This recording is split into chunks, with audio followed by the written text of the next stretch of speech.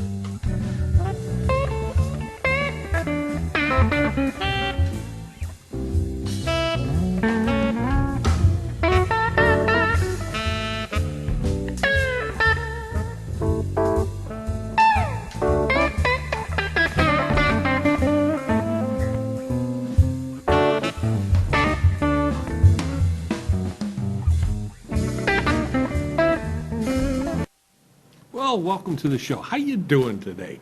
You know what I wanted to cover today is years ago, the founder of the religious science organization, Ernest Holmes, had a show on TV that got a national audience during the day, and he used to call this show This Thing Called Life.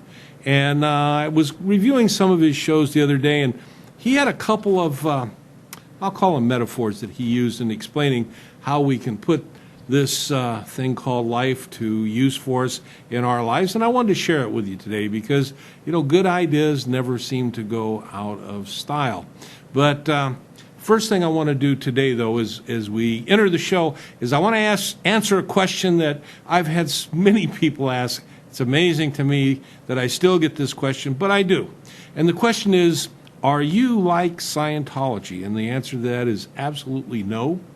There's a reason why science of mind or religious science has science in its name, but it has nothing to do with Scientology. That is a whole nother ball game, so to speak, and we're not even closely related, if you will.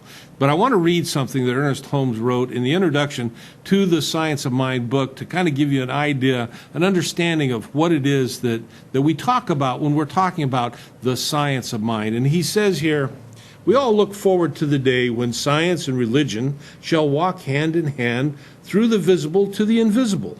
Science knows nothing of opinion, but recognizes a government of law whose principles are universal. Yet, any scientist who refuses to accept the intangible values that has no adequate basis for the values that he has already discovered. Revelation must keep faith with reason and religion and law, while intuition is ever spreading its wings for greater flights, and science itself must justify its faith in the invisible.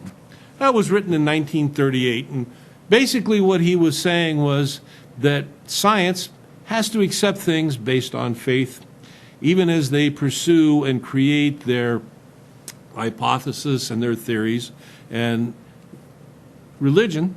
And when we refer to religion in this context, we're not talking about dogma, religion of particular type. We're talking about an understanding of the God itself or spirit or whatever you want to call it. So what Holmes was saying here is that our understanding of God we look forward to when our understanding of God matches our understanding of what science says, and we combine that with what philosophy tells us about the meaning of life. And wrapping all these things together, we look forward to the day when we can understand our understanding of spirit or God, our understanding of what science tells us about the practicality, the nuts and bolts, if you will, of the world, and the meaning of life, and all wrapped up into one. When Ernest Holmes wrote this book, a lot of the things that he spoke of and wrote about at that time weren't even theories in the world of science. And today they are not only theories, but they're accepted as being working principles that are used in the discovery of more things, particularly in physics. They have found in physics, for example, and this goes into quantum physics. They found that they have what they call the observer effect. In other words, how the experiment is set up when they're looking for whether something is a particle or whether it is a wave type form, that the observer, the individual setting up the experiment, if you will, actually influences the outcome of the experiment. In other words, our ability as individuals to have some kind of influence, if you will, over things in the material world has been basically proven out in science. Very exciting in so many different ways, but it's something that was presupposed in the field of New Thought or religious science many years ago when we were teaching at the time, and we still do, that thoughts are things, that thoughts create, and that as you think, you have the ability to control things in your life. That spirituality is not tied up in dogma, it's not tied up in a particular book, but it's tied up in something that we call truth.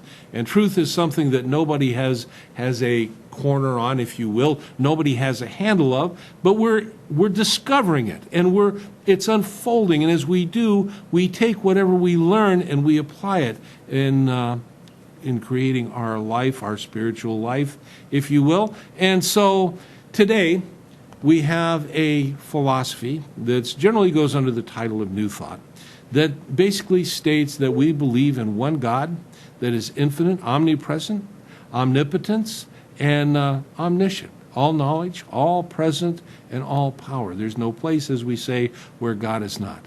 Ernest Holmes used to say, there is a power for good in the universe, and it is available to you, and you may use it. And so, keeping that in mind, let's take a walk down memory lane, if you will.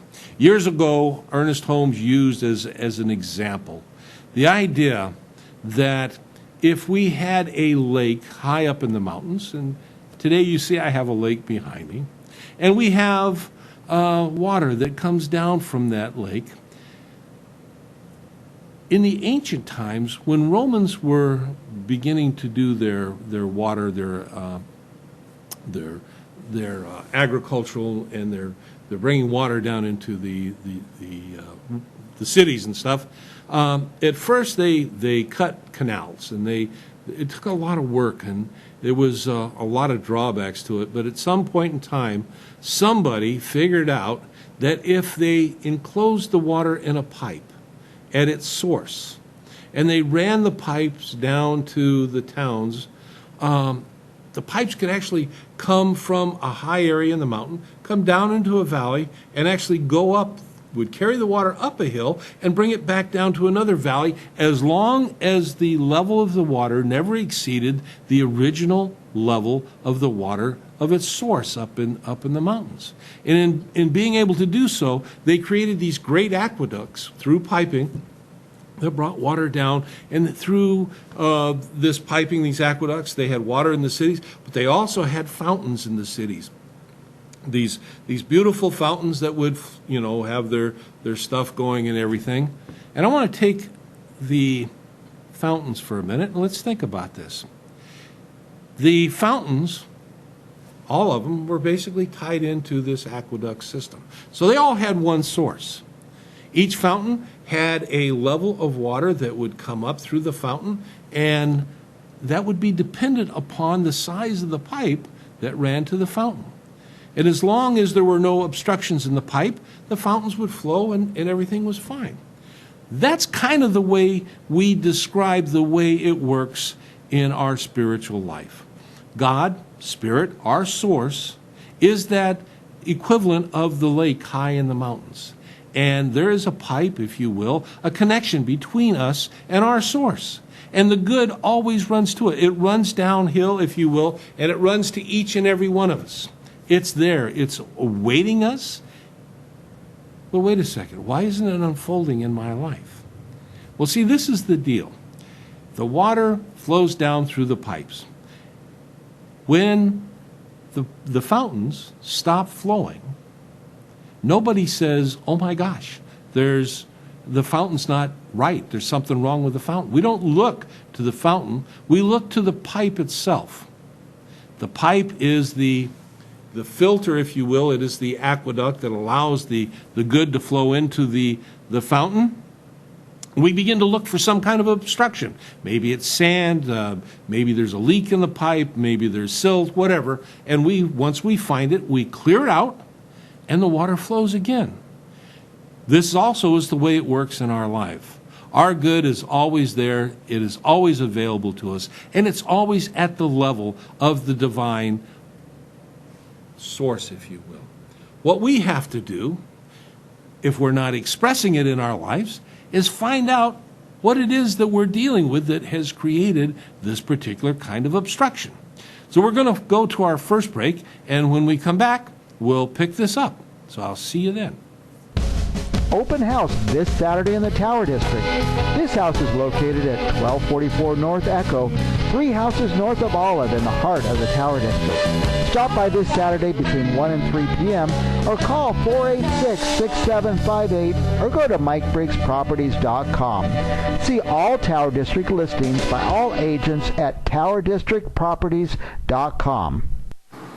Looking for a home in the tree-lined Fresno High area? Come to our open house this Sunday at 1 p.m., 636 East Cambridge, just east of Van Ness. When in Portsville, visit the Fast Little Grill off of Highway 41, just 40 minutes north of Fresno. Horse Gold Miners Grill is located in the historical village. HorseGoldMinersGrill.com. Looking for a travel agent? Look no further. Bianca Echeveste can make your travel dream a reality, even on a budget. Visit ilovemytravelbiz.com or call Bianca at 559-284-2217. Hiring great talent is essential to your business. However, it's also time-consuming, and time is money. Contact Wolf Recruiting of Fresno and gain access to candidates you will not find on the open job market. Candidates through Wolf Recruiting are considered the best of the best. Why? Because they're gainfully employed. Whether it's technology, accounting, sales, or general administration, Wolf Recruiting's versatile background brings a solid foundation to confidentially identifying the very best talent. Call Wolf Recruiting at 877-589-9441 or find us on the web at wolfrecruiting.com. If you're in the ag business, you need a pet tiger on your payroll. Visit TigerJill.com to learn more about Orange Enterprises' complete payroll tracking system, Pet Tiger. CentralValleyTalk.com. Well, welcome back. It's New Thought Talk. I am your host, Reverend Steve Walling from the Spiritual Awareness Center located in beautiful downtown Madera. And when we went to the break, or as we were going to the break, we were talking about lakes and pipes and water and flow and all sorts of good things. But basically what we're talking about is we have a source. There is a power, there is a presence in the universe that is ubiquitous. It's everywhere. But if we imagine it as our source and that its good flows to us and we're not experiencing that good in our lives, it's available to each and every one of us, then we need to look to what I metaphorically referred to as a pipe to see where our obstructions are. And our obstructions are located within our minds. And most of us, those obstructions come about as a result of beliefs, limitations that we've held, oftentimes we picked up growing up. But whatever it is, it has held us back from our good. You see, the one thing that we have to do to start the process going, so to speak, is we have to believe. You know, this is very simple in its presentation, but in practice sometimes it can be a bit difficult. If you can believe in a divine presence that is available to you, it is available to you. Unfortunately for most of us, or a lot of us, through the years as we were growing up, we were taught to believe that we were separate from our divine Father, Mother, God, Goddess, whatever it is, that it was somewhere, something, someplace outside of us, and that if we needed something that called for divine intervention, we had to go outside of ourselves. We had to go ask this presence, if you will, God, if you will, to please intercede and intervene in our lives. But when we begin to, through science and through philosophy, see an understanding that God is not out there somewhere, but God is everywhere present. That means that we are some part of God, that some part of God, or that God works through us. So that pipe that I was talking about, this flow of good, it doesn't just come and present to us, it comes and presents through us. God works for us by first working through us. If we open ourselves up and make ourselves available to the good that is here.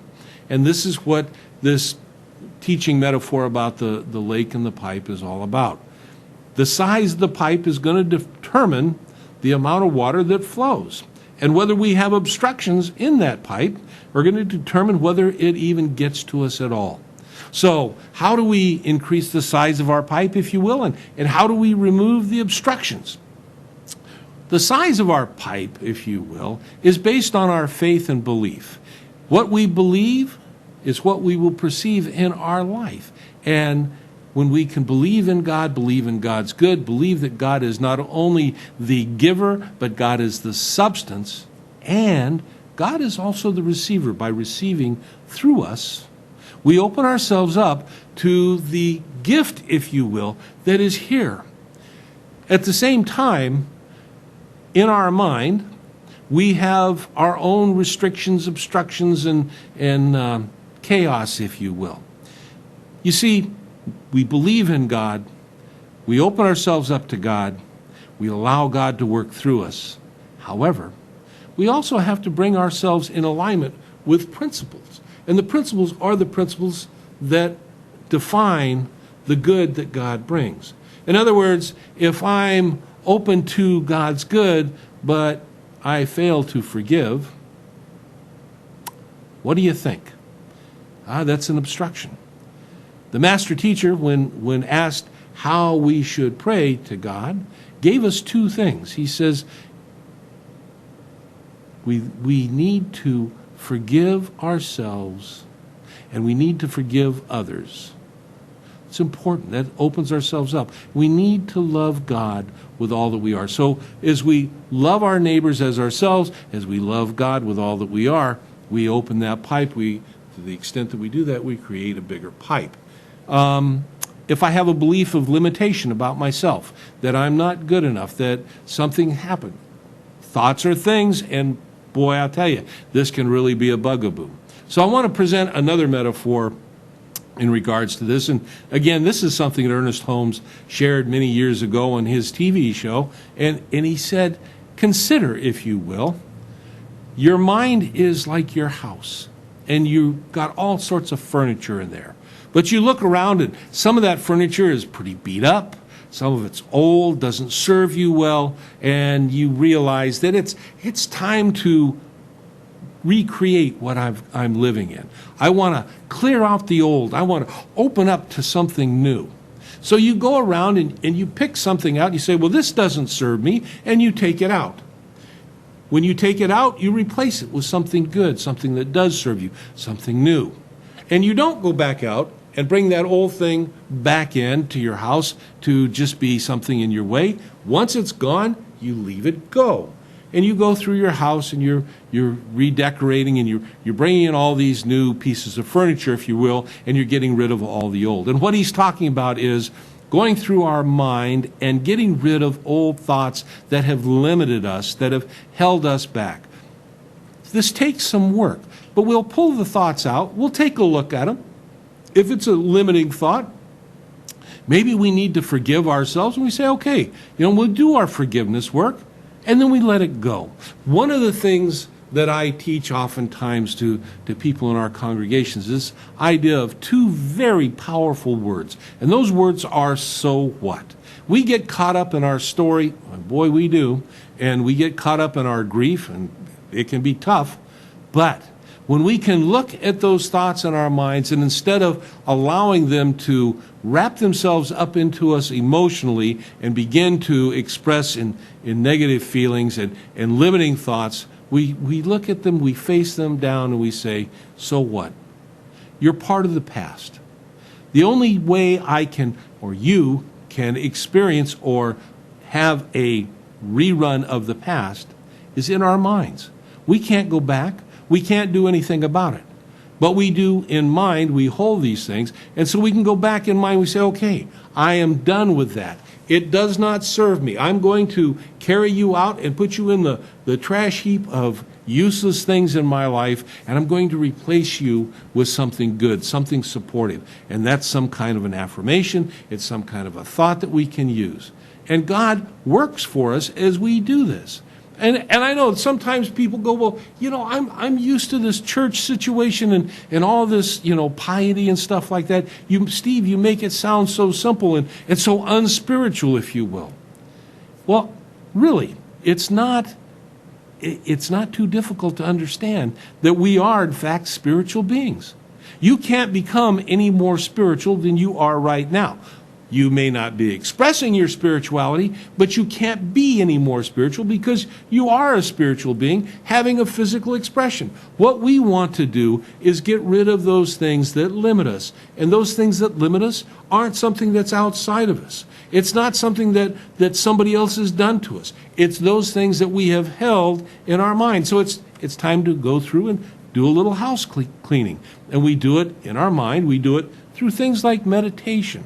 Have you ever taken the time, and you should on a daily basis, and find a place, make it the same place and the same time where you can just sit quietly, take some deep breaths, and when you take a deep breath, make sure it's a full belly breath, and get it in, and then exhale, and when you do, let it all the way out, and just feel your body relax. And you do this several times, and there is a physiological response that takes place in the mind, and you begin to relax. And you can begin to focus on whether it's your breathing, or whether it's a word, or whether it's a thought or a vision.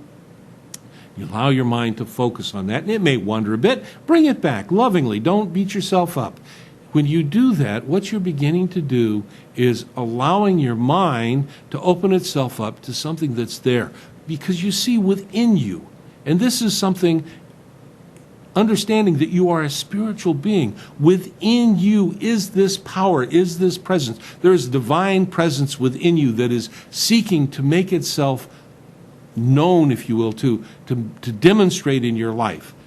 We keep it tied down, we keep it bounded, if you will, through thoughts of limitation, through getting caught up in the material world, through letting ourselves be told by the news that things are good or bad or whatever, and making that our life expression instead of taking control of our thoughts, finding peace within ourselves. And when I say finding peace, we can find peace within ourselves because it is there. The peace of God is within us. The love of God is within us. The presence of God is within us. Oftentimes, we refer to this as life within, or God within, or the Christ within. But it is that true essence of who we are. And as we meditate, we can open ourselves up to it. And we allow it to express. And the thing is as simple as this is, it is a skill.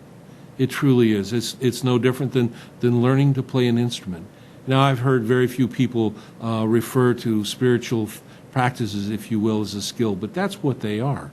As you begin to meditate, you get better at meditating. As you do affirmations, and affirmations are words that we speak that affirm our good, and we do it over and over and over again. Back in the early part of the 20th century, there was a Frenchman by the name of Émile Couillet, and he discovered that if people were to repeat a affirmation that he came up with, it went something like every day in every way, I'm getting better and better and better. If they were to do that a minimum of 100 times a day, that their life would change.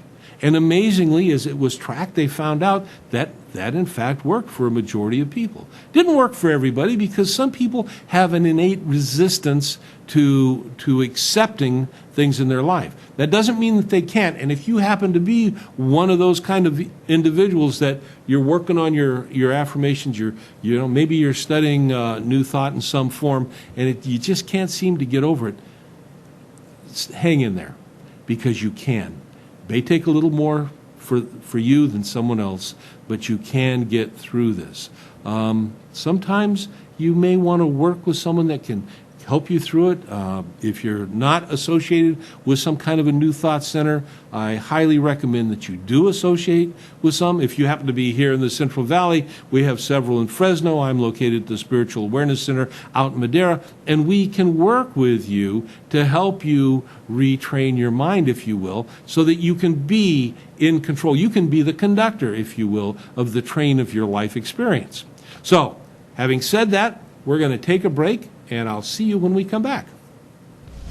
Open house this Saturday in the Tower District. This house is located at 1244 North Echo, 3 houses north of Olive in the heart of the Tower District. Stop by this Saturday between 1 and 3 p.m. or call 486-6758 or go to MikeBriggsProperties.com. See all Tower District listings by all agents at TowerDistrictProperties.com. Looking for a home in the tree-lined Fresno High area? Come to our open house this Sunday at 1 p.m., 636 East Cambridge, just east of Van Ness.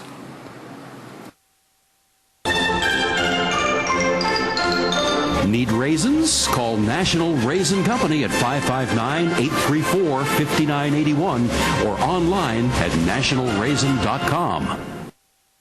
Maintain your independence with the caring support of an entire community at Cedar Creek Senior Living. For more information, call 559-474-4433. Come help heal mind, spirit, and body. Treat yourself to the healing experience of Reiki. Classes available. My job depends on ag. Does yours? Join the Facebook group with over 35,000 members whose jobs depend on ag every day. My job depends on ag. Century 21 agent Julie Gherkin comes from a family with over 50 years experience in real estate. If you're looking for a home or a property in Oakhurst, Bass Lake, or Mariposa County, call Julie Gherkin with Century 21, 559-641-2827. CentralValleyTalk.com. Welcome back. It's New Thought Talk. I am your host, Reverend Steve Walling from the Spiritual Awareness Center located in Madera.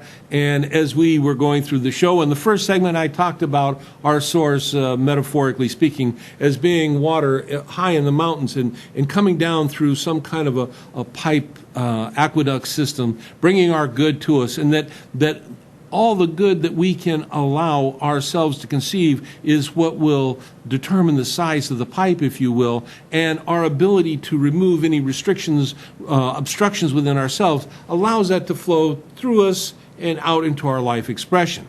In the second segment, I talked about us doing a little mental house cleaning because our restrictions, if you will, are kind of like old furniture in the attic that have clogged up and gotten in the way of things. So we carry these things out and we bring in new things that serve us well. And in this segment, I want to talk about, we've got a good source, we've got good receptivity, but we have to be careful because what we allow to come into our minds can also have a great effect on what expresses in our life. You know, how much do you get caught up in the news? How much do you get caught up in gossip, if you will? How many instances, individuals, including yourself, do you need to do maybe some forgiveness work in? These are all things that create obstructions, and there are things that you can address, some of them easily, some of them maybe with a little more difficult.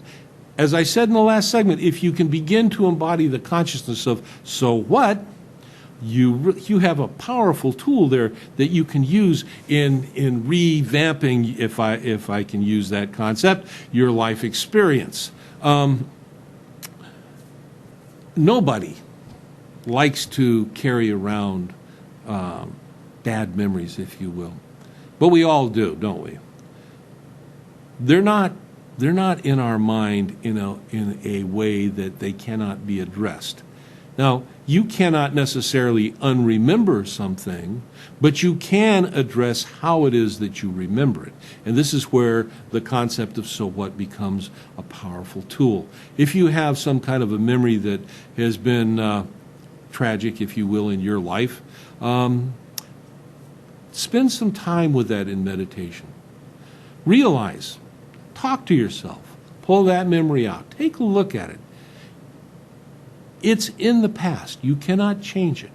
What you can do is change how it is that you experience that memory today. It is a part of your growth, whatever it is. You have transcended whatever the situation was because you are here today, and maybe that's the first thing that you can start with is I am here today. And all that terrible stuff in my life, whether it's fear or whether it's bad memories, I've overcome it. I am here today. I am a survivor. So what, I can say to the past. Because right now, in this moment, this is my power moment, if you will. Because this is when I talk to God, and this is when I can hear God, when God speaks to me. God loves all of us. There is no exception to that. Whether you want to call it God or Spirit or Source or Principle, it doesn't make any difference. It is the Creator. It is the source and the force of all that is. And it is love, and a love that we can't even begin to imagine. It's just absolutely incredible. When we begin to embody that love within ourselves, we begin to change how we look at the world.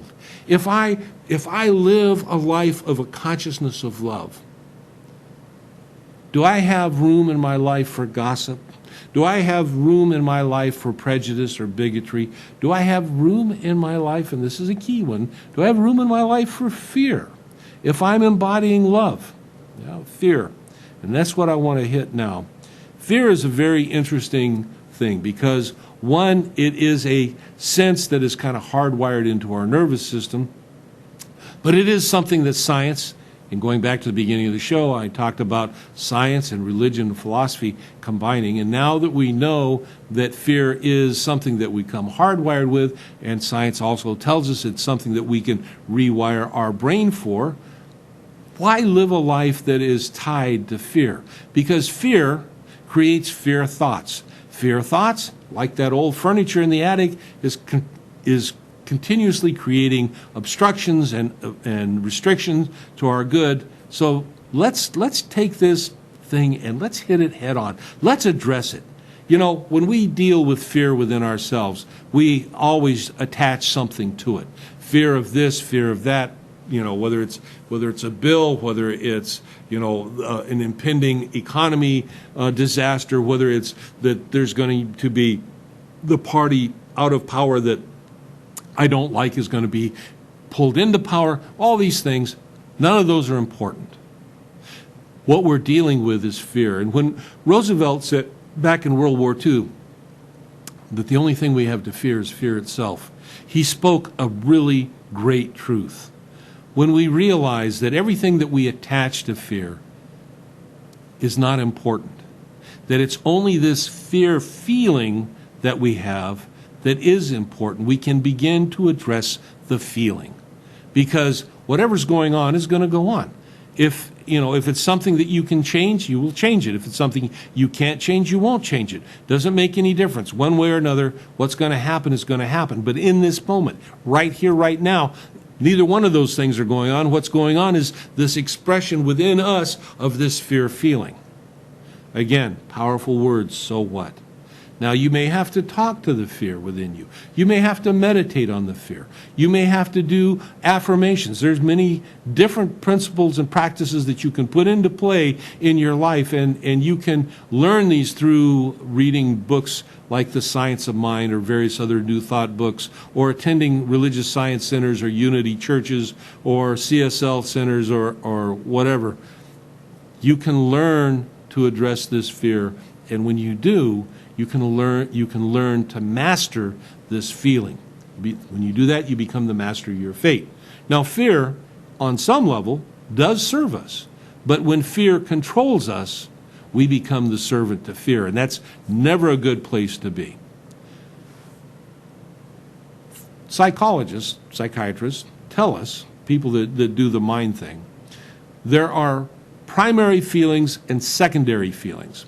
Now, our primary feelings are the first feelings that we experience when an event happens. And the secondary feelings are the feelings that result from the primary feelings. Now, let's say you're walking through a hallway and somebody that you know jumps out in front of you, goes, boo. The first feeling you feel is fear. You're scared. The next feeling you feel is anger. primary, secondary feelings. And they all work out that way, whether it's in a relationship where someone in the relationship says something and your first response is, one thing, and then it leads to maybe something else, and maybe it's good, maybe it's not good. Primary, secondary feelings. But behind that, behind the primary and secondary feelings, is this fear mechanism within our consciousness and our brain. And the other thing that goes along with it is a love consciousness. And that's basically everything in a nutshell. Everything that you feel or experience in your life either comes out of fear or it comes out of love. Sadness, we feel, is an absence of love. Anger is a fear issue where we have taken it, and psychology tells us that anger is a tool that we use to try to control situations. Not a constructive one, but it's still what we do. When we want to control something, if we have no other tools in our toolbox, we go to anger. But it's based in fear. So this is how important it is to understand that fear, not all the things that we attach to fear, but the feeling of fear itself is something that we need to address. When we realize that we have love and we have fear, then which one do we want to work on? Well, it makes sense. We want to work on the love feeling. We want to work on the love experience. And there's many tools that we teach in New Thought to do this. And the primary tool, the one that tops them all, is experiencing and working on the loving of the divine itself. Creating a relationship, oftentimes we call this practicing the presence. Creating a relationship within myself with my source, with God or goddess. It really doesn't make any difference what name you attach to it, because it's everywhere present and you talk to it within you. I know some people that give God kind of very interesting names, if you will, but in their meditation they speak to the divine presence and they open themselves up to the answer. And you know what? We can understand that God does answer. Oftentimes we call this inspiration. We call it insight. And it happens. So when you're dealing with something in life, and maybe it's a life problem, a life issue, you can go to your source. There is a power and a presence for good in the universe that you can use. You can use it to create a different life situation. Thoughts are things. Things have an effect in the physical world. Thoughts do. And this is what science has begun to teach us through the understanding of quantum physics, that thoughts, we can control material things, and it's gotten beyond that. I'm being very simplistic now. And it's sometimes it's really bizarre, but it's very interesting in that it plays out. We are spiritual beings. We have the ability to create, just as spirit itself is a creative force and source in the universe. We also have the ability to create. Unfortunately, for most of us, our creation is random. It's chaotic because we haven't trained ourselves. We haven't worked on this spiritual skill of creating a greater good, a greater life experience in our life. We haven't opened that aqueduct up to allow the good to come through us. We've kept all that stuff. Sometimes we've been tied up in old dogmas and oftentimes those old dogmas, they play on fear. There's some really scary stuff out there if you were to buy into all that stuff.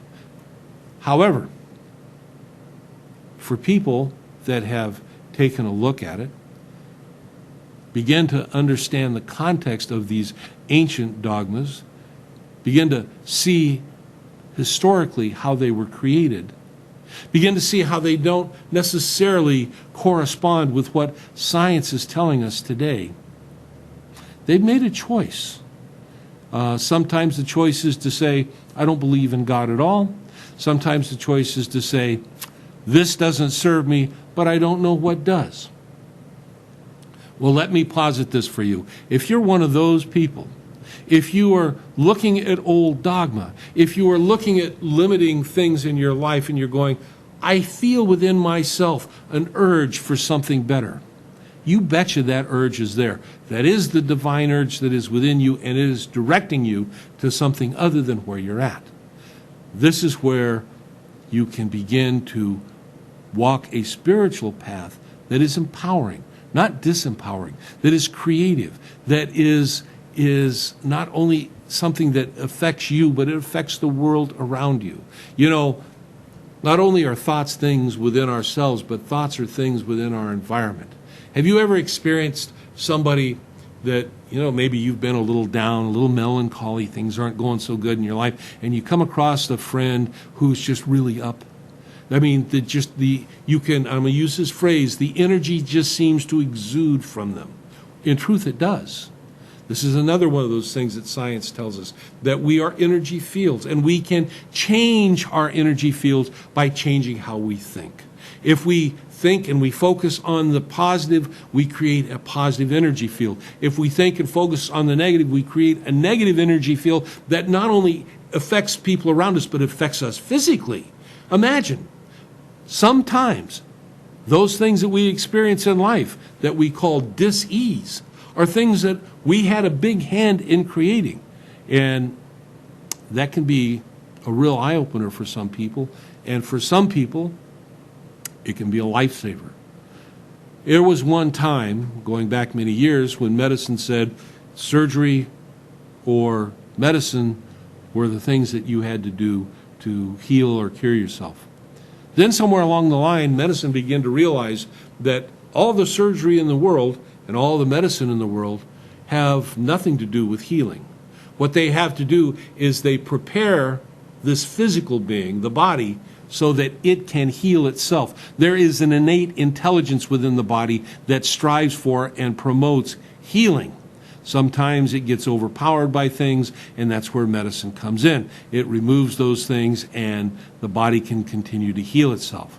Well, as this thought began to dawn in the medical world, another thing began to become aware of in the medical world, and that is our thoughts affect our body. This innate intelligence that we have, our thoughts can affect it. If we can be positive and upbeat and see and know and feel and experience a greater good and healing for ourselves, surprise, surprise, or no surprise at all, we see a greater good in our life experience. Now, I'm talking about healing in a physical sense from like a disease, but this also goes to our daily life expression. Are you in a disease state in your personal economy? Are you in a disease state in your personal relationship? Are you in a disease state in your employment? Are you in a disease state just in your experience with life? Yes, there's medicines that you can take, and there's all sorts of things that you can do. But ultimately, if you want to change your life, you have to take responsibility and you have to do the work.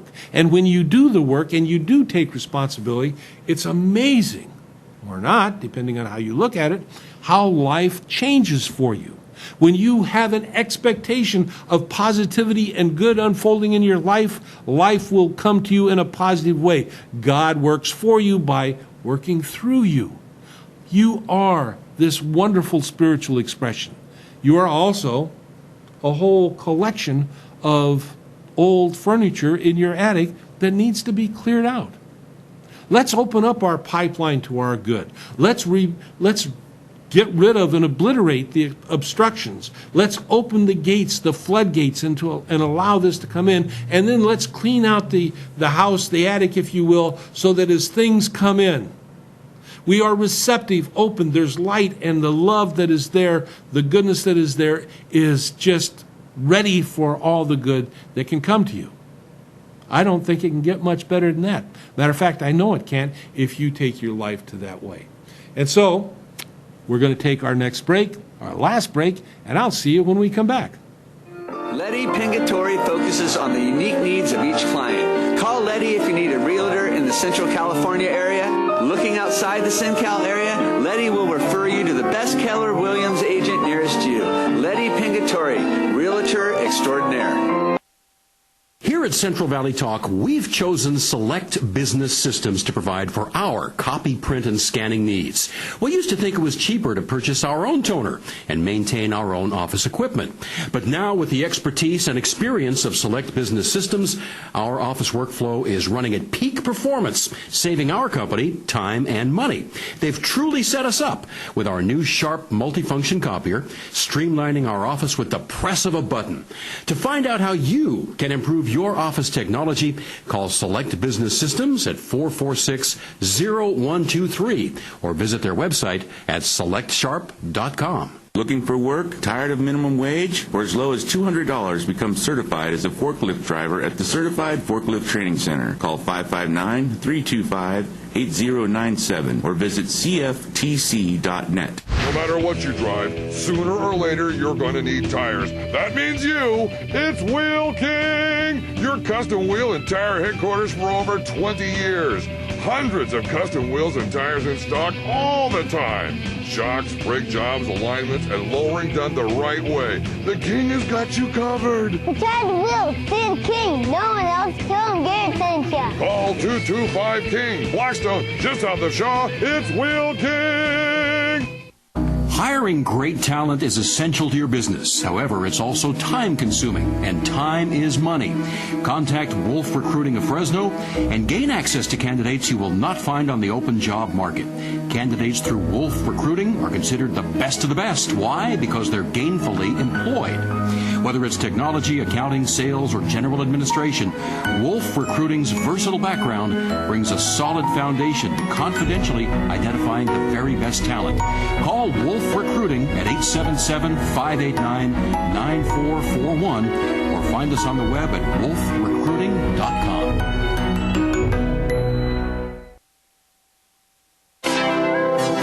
If you're in the ag business, you need a pet tiger on your payroll. Visit TigerJill.com to learn more about Orange Enterprises' complete payroll tracking system, Pet Tiger. Central Valley Talk. Open house this Saturday in the Tower District. This house is located at 1244 North Echo, 3 houses north of Olive in the heart of the Tower District. Stop by this Saturday between 1 and 3 p.m. or call 486-6758 or go to MikeBriggsProperties.com. See all Tower District listings by all agents at TowerDistrictProperties.com. Looking for a home in the tree-lined Fresno High area? Come to our open house this Sunday at 1 p.m., 636 East Cambridge, just east of Van Ness. When in Corsco, visit the Fast Little Grill off of Highway 41, just 40 minutes north of Fresno. Corsco Miners Grill is located in the historical village. CorscoMinersGrill.com. Looking for a travel agent? Look no further. Bianca Echeveste can make your travel dream a reality, even on a budget. Visit ilovemytravelbiz.com or call Bianca at 559-284-2217. Hiring great talent is essential to your business. However, it's also time-consuming, and time is money. Contact Wolf Recruiting of Fresno and gain access to candidates you will not find on the open job market. Candidates through Wolf Recruiting are considered the best of the best. Why? Because they're gainfully employed. Whether it's technology, accounting, sales, or general administration, Wolf Recruiting's versatile background brings a solid foundation to confidentially identifying the very best talent. Call Wolf Recruiting at 877-589-9441 or find us on the web at wolfrecruiting.com. If you're in the ag business, you need a pet tiger on your payroll. Visit TigerJill.com to learn more about Orange Enterprises' complete payroll tracking system, Pet Tiger. CentralValleyTalk.com. Well, welcome back. I hope you've been enjoying today. I've had a good time sharing this information with you. We've talked about our source. We've talked about rearranging things and creating a welcome environment so that our source can work through it. We've talked about fear and love and how that kind of works and unfolds in our life. And in this last segment, I want to talk about just this idea of expressing the idea within yourself and this is key, this is within yourself, expressing this idea within yourself that there is a power and a presence available to you. That when you can begin to wrap your mind around this, that you can begin to embody this. And it's not an intellectual embodiment, it's a consciousness of beingness, if you will. When we get to that point, we see things change so dramatically in our lives. You know, I talked about how using this, it creates healing. It goes so far beyond healing physically or healing emotionally or healing in our daily life expression. You are a child, if you will, of a divine presence. Now, I've had someone talk to me and say, well, you know, I don't like the idea of being considered a child. I personally like to have personal responsibility and be considered as adult. Listen, however you want to take it doesn't make any difference. I like to say I'm a child of God because what child of a loving parent doesn't feel and isn't the beneficiary of that love? And it's just a matter of consciousness, what we put into mind. But imagine that you have an infinite source as a creative parent that loves you. What is that? What is within that we don't get, that we shouldn't be expressing that love abundantly in our lives, in all manner? If you want love in your life, now this is a key. If you want love in your life, you have to be able to give love first. If you want good in your life, you have to give good first. Whether it's financial good, whether it's just life expression, whether it's happiness. If you want happiness in your life, you have to give happiness first. You know, there's a professor out of Harvard by the name of Daniel Gilbert, and he's done a whole lot of research on happiness. Happiness is something that we experience naturally. Good things happen, we get happy. But happiness, he has discovered, is something that we can also manufacture. This goes back to what I was saying. We have love and we have fear. Where are we going to create, our energy in? We can experience happiness in our life in a way that we can create if it's not something that's coming to us naturally. And one of the experiments that he talks about, pretty radical to me in understanding, but it's very demonstrative of what I'm talking about. He holds up a picture of a fellow who is the recipient in one of these lottery things of like $100 million. And next to that is a picture of someone that's in a wheelchair. And what he says is the fellow that's in the wheelchair and the fellow that has received the $100 million, the fellow in the wheelchair becomes a paraplegic as a result of an accident. A year from that accident and a year from this fellow receiving this $100 million, their happiness is equal. It's the same. Now, that doesn't seem to make sense to me, but that's what the science is proving out. And what that ultimately means is that we create our own life experience. If I'm happy at this level and I have something happen to me, good or bad, a year from now, unless I do something, my happiness is going to be at this level. Knowing that I can affect a change in my life, I can change my happiness experience. Again, it's a skill, it's a practice that you can learn. It's a habit that you can develop. We all know people that walk around, wet blanket type people, this cloud, kind of like that Peanut character that always had that cloud and stuff hanging down. Everywhere they went, life was dark. The sun always shines. Whether we see it or not because there's clouds overhead doesn't mean that it's not shining. Our good is always here. Whether we experience it or not is not because it's not there. It's because we got to clear the clouds out. We have that power. We can create that happiness in our lives. We can create synthetic happiness. It's amazing. So I'm going to leave you with that thought that you can create happiness. If you have any questions, you can always reach me through my email, madeirasac@gmail.com. You can go to our webpage for the center, Spiritual Awareness Center. Look it up. We got a Facebook page.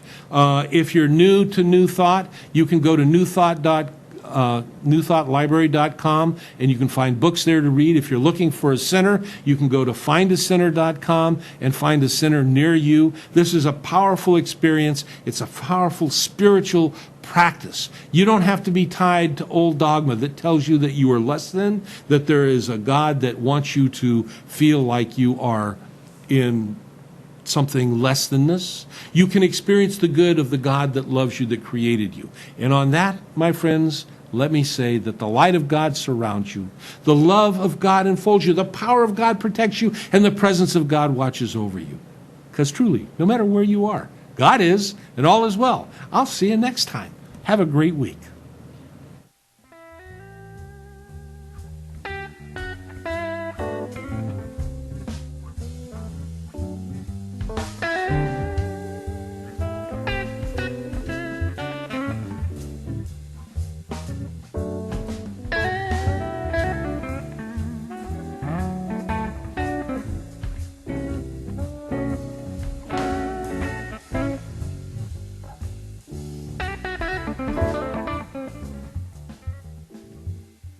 Letty Pingatore focuses on the unique needs of each client. Call Letty if you need a realtor in the Central California area.